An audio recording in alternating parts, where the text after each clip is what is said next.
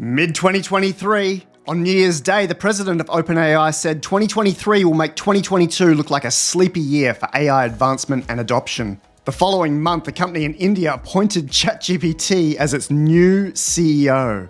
Microsoft announced a model called Newer XL that generated a complete 11-minute Flintstones episode completely from scratch. In April, the smartest person in the world, Professor Terence Tao, showed how he'd been using GPT-4 to assist him in his little admin tasks.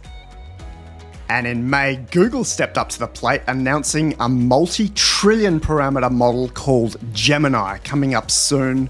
Just this month, OpenAI consultants show how they've been going from natural language instructions to robot actions to synthesized molecules using GPT-4. As usual, I used a text-to-image model to generate the header here. This is Midjourney 5.2, which only came out a few hours ago. Isn't that a beautiful image with all of that blue? Completely generated, conceptualized from scratch. You can see here it's being compared to my other 3 reports all the way back to 2021. And you can get a copy of this report online. It's about 15 pages to read end to end. Now let me take you all the way back to 1993, when Professor Werner Vinge, who coined the phrase the singularity, said, "By the year 2023, we'll have the technological means to create superhuman intelligence. We're on the edge of change comparable to the rise of human life on Earth. The major changes happening in a matter of hours. I think it's fair to call this event the singularity, a point where our old models must be discarded and a new reality rules." And that's just the first 6 months of 2023. Across so many metrics, the first half of this year has been incredible. Things like public visibility, model releases, use cases and applications of models that probably hadn't been considered several years ago. And we're going to talk around all of it today.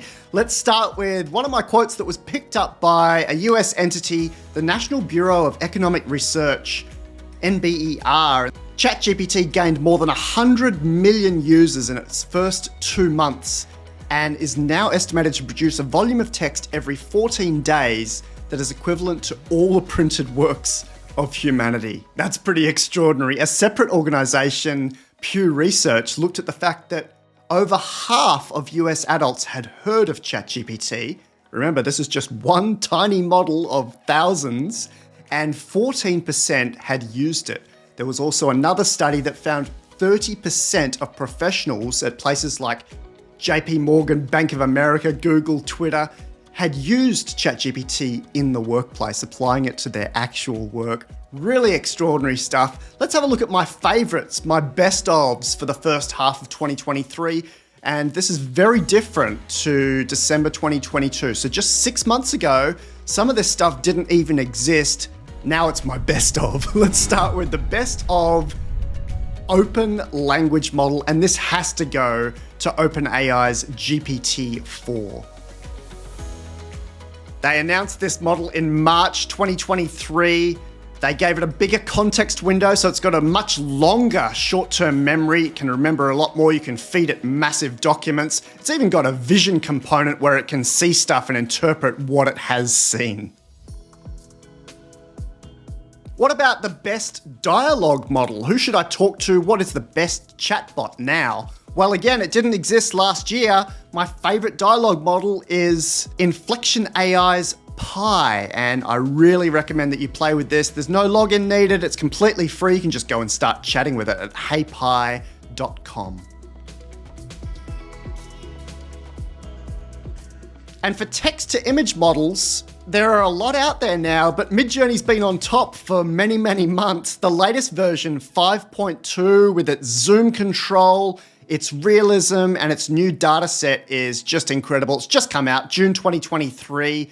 It's my favorite model. As you've seen, I used it to generate the header for this report. Here's an example of some of the zoom in and zoom out that it can conceptualize, not just filling in the edges, but thinking about what that entire canvas would look like. For 2 or 3 years now, my best AI app has been Emerson, but this year it's a little bit different. My favorite AI app, and one that I use pretty much weekly, is Cora's Poe, Poe.com. Once again, really easy to start using that as a free tier, and I recommend you throw it on your phone and on the web. It gives you access to Claude Plus, which allows you to feed it like tens of thousands of words.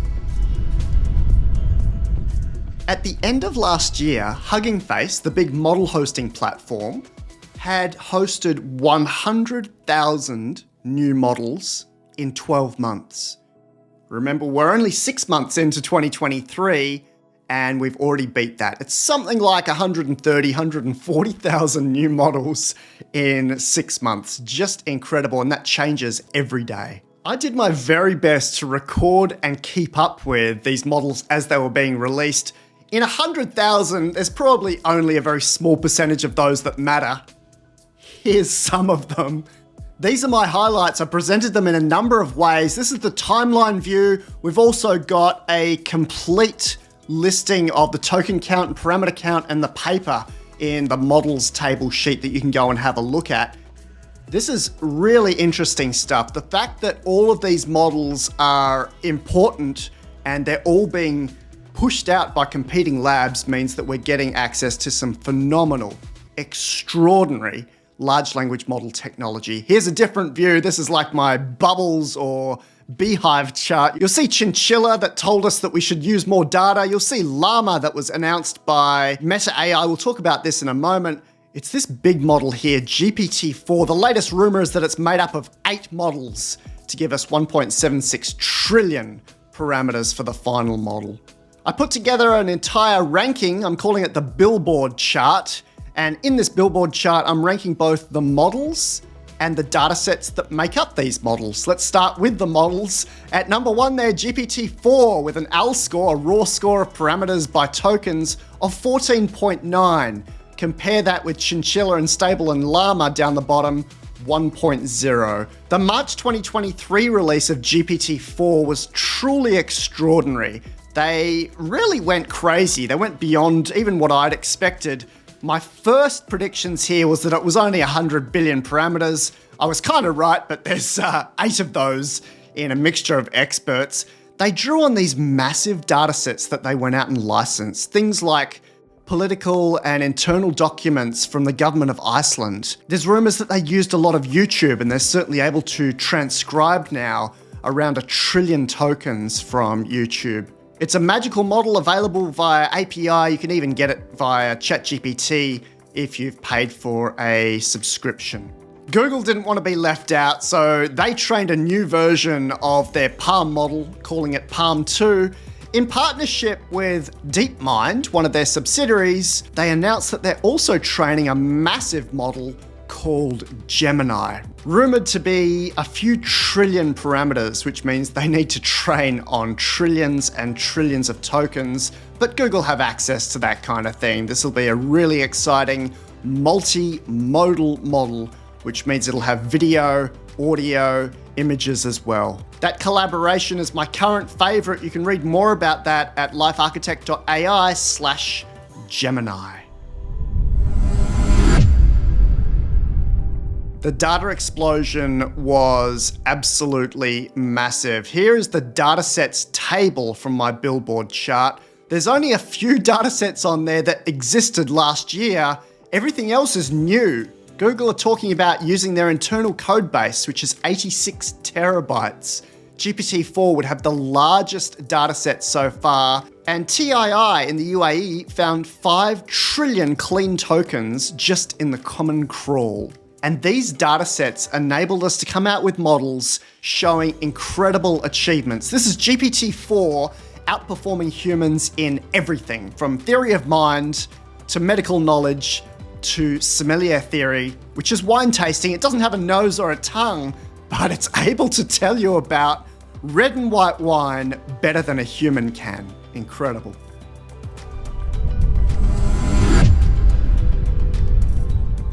I mentioned Llama very briefly. This was leaked by Meta AI kind of accidentally, and it became the base for a number of other models. People were using this 65 billion parameter Llama and fine-tuning it with outputs from much larger models like GPT-4, as well as playing around with other new efficiencies. Here's a slightly different view of this chart. This is just a list of some of the animal names applied to these imitation models that are using llama as a base. The imitation concept is not that great. UC Berkeley found that imitation models close little to none of the gap from the base LM, like llama, to ChatGPT on tasks that are not heavily supported in the imitation data. I love using this visualization to help people understand the difference between massive models like GPT-4 and Palm and these imitation models that are very small, maybe 1 to 3% of the larger models, and trying to use the answers from the larger models. It doesn't really work like that. Here's my viz saying that GPT-4 might be a Boeing 787 Dreamliner, and an imitation model like alpaca or koala might be the equivalent of a paper plane. And the take-up of these models by hundreds of millions of users has been incredible. Helped out by OpenAI giving this beautiful interface, Google building it into their products, Microsoft building it into their products, and then smaller outfits like Canva just putting it in as a base to some of their other functionality. The first 50 clients that picked up GPT-4 were interesting to me. These are the most innovative, bleeding edge companies in the world.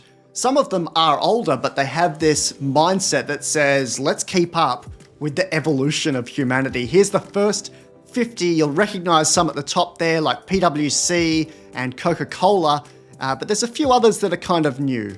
Some legal companies, some startups, some old school money companies like Morgan Stanley and I suppose Stripe, some governments. But these guys will go down in the history books as being on the bleeding edge of humans growing up and evolving. Most of the Fortune 500s have at least played with it now in mid-2023. All of the big four accounting firms have a version of GPT or a large language model, and all of the major consultancies from Bain to BCG have their hands in these pies. And you can see why. This is the next stage of humans evolving. Microsoft Azure brought in an additional 4,500 customers to OpenAI's direct offering to businesses both large and small. Physical embodiment of these large language models is completely necessary to get us to the next step. It's part of getting to artificial general intelligence. And in fact, it's easy because we've had dozens of AI labs working on robotics for the last few years. Now there's finally a proper brain to put inside these models where the robot is not pre-programmed, but you can ask it or tell it anything and it will find the best solution or the most reasonable response to that request. So you've got Microsoft putting ChatGPT into drones. You've got several labs like Meta AI joining Boston Dynamics' Spot robot with large language models like ChatGPT. Then you've got Amazon combining large language models with their Astro wheeled bot in a project called Burnham. And all this time, Tesla AI have had their own thing going on. They've got their Optimus bot or Tesla bot, and they're saying now that the Dojo supercomputer will have the equivalent of 100 exaflops, which is about 300,000 NVIDIA A100 GPUs worth of compute. They're going to have that by next year, apparently. Let's see how they go. My favorite bot right now must be 1X's Neo. It's a human-like android, and in March, the company raised $23.5 million led by OpenAI.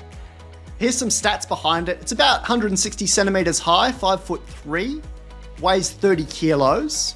It can walk at 4 kilometers an hour and run at 12 kilometers an hour, and it can carry 20 kilos.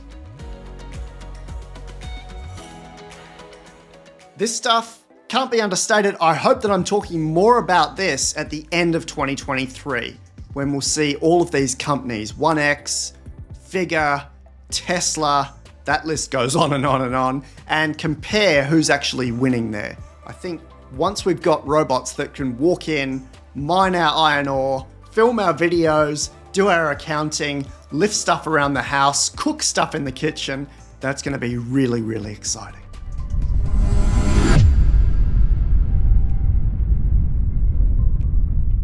Next up, in the second half of 2023, I still shy away from making predictions, but here's a few things that I'm definitely expecting in the next 6 months, July to December 2023. The first one is full multimodality in models. We've had vision plus text in GPT-4, in Flamingo.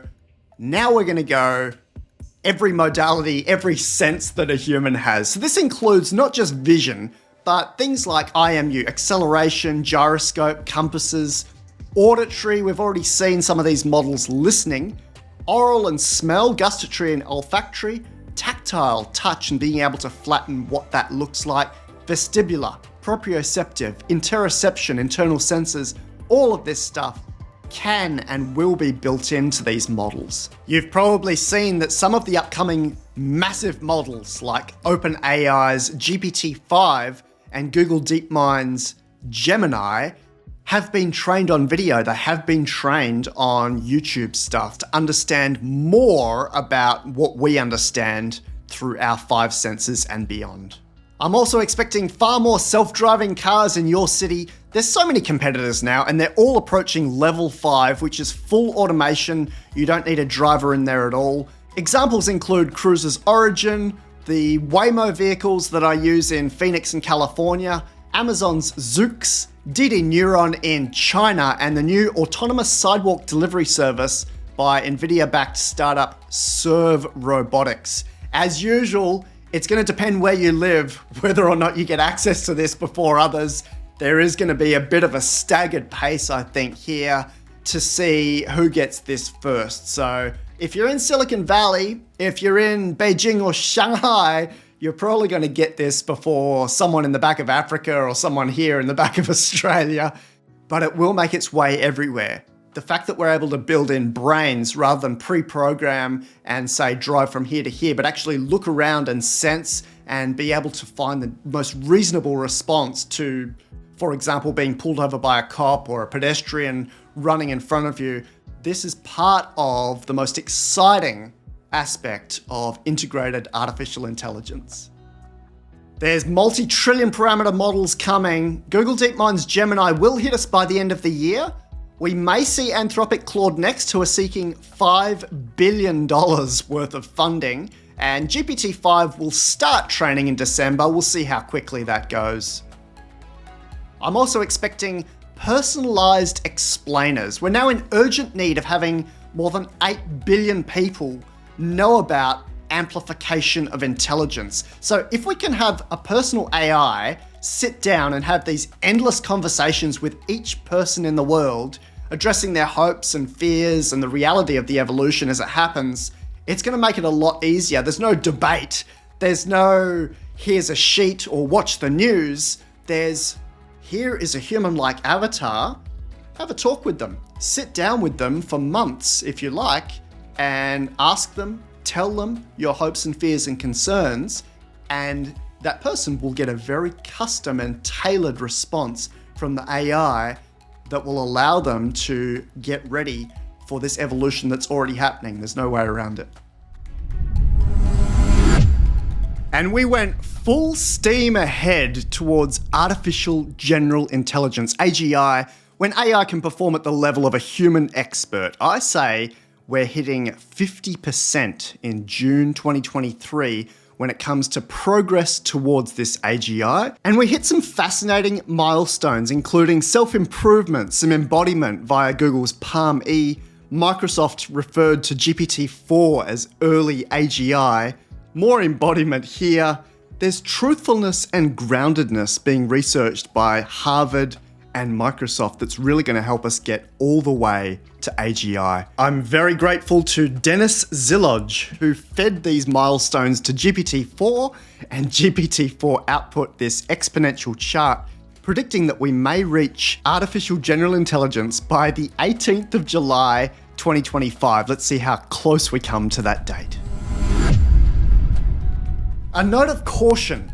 There's a lot of fear, uncertainty, and doubt out there, and I think some of it is by design, whether by media or other bad faith actors trying to sow this fear, uncertainty, and doubt. And perhaps they've been doing it for years, 40 years. Terminator was 1984. That's a very long time ago.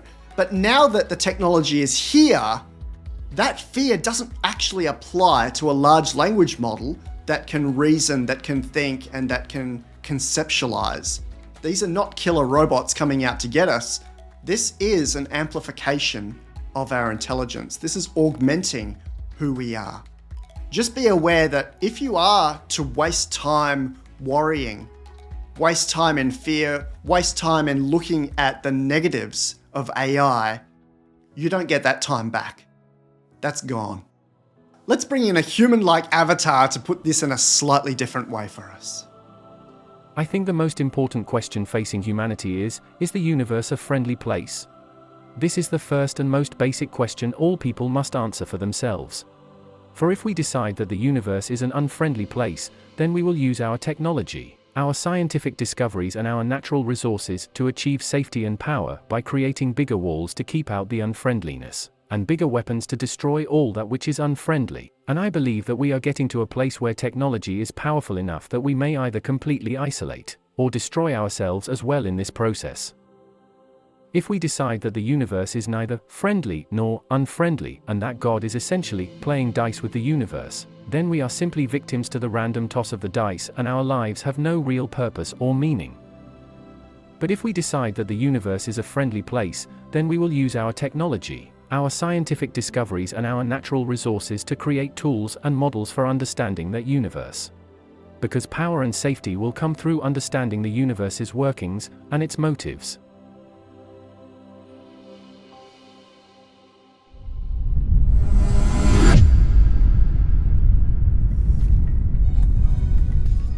A note of peace.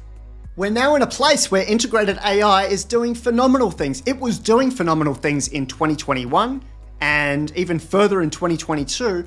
But in 2023, the use cases are things that I hadn't even imagined, and they really are incredible. Let's have a look at some of them. What about at home saving $150 a week and 5 hours a week by using GPT for meal planning, taking into consideration dietary requirements of family members? In business, assigning the role of company CEO to the latest AI models.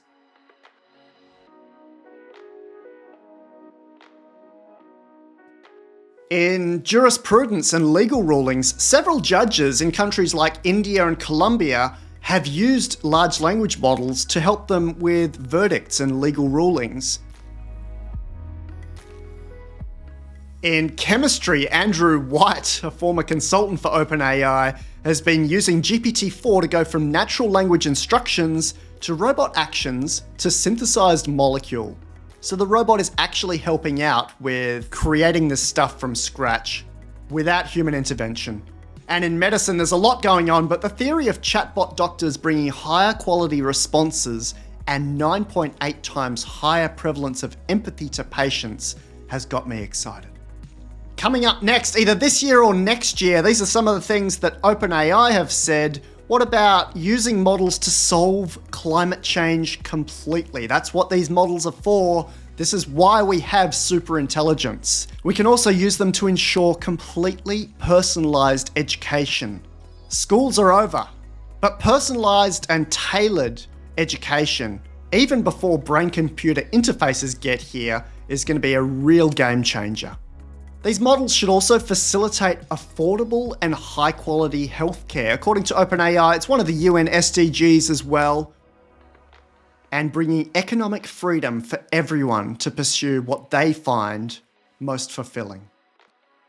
There are countless more examples waiting for you to imagine and reveal. The technology here is not the limitation. The human being is the limitation. What can we come up with? What are some of these use cases and applications that haven't been thought of, or haven't been thought of to the extent that they could be pushed?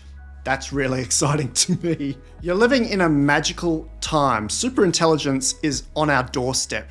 It's a virtual impossibility that you and I live in this time and space, and that the models, the concepts we're talking about in mid-2023, firstly came to pass, secondly, will almost be irrelevant by the end of 2023.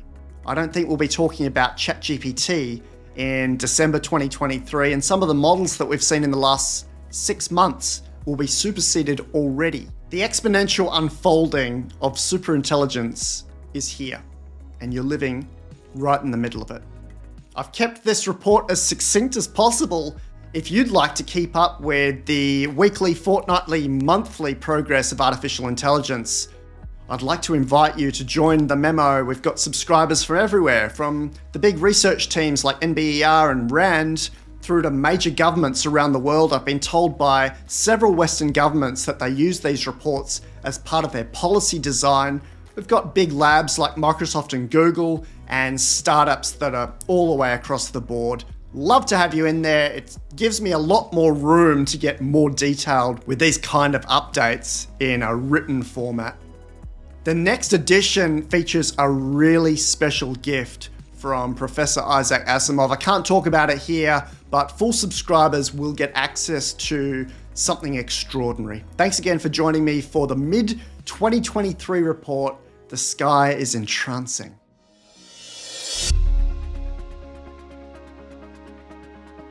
Did you see the memo about this? Yeah, I have the memo right here.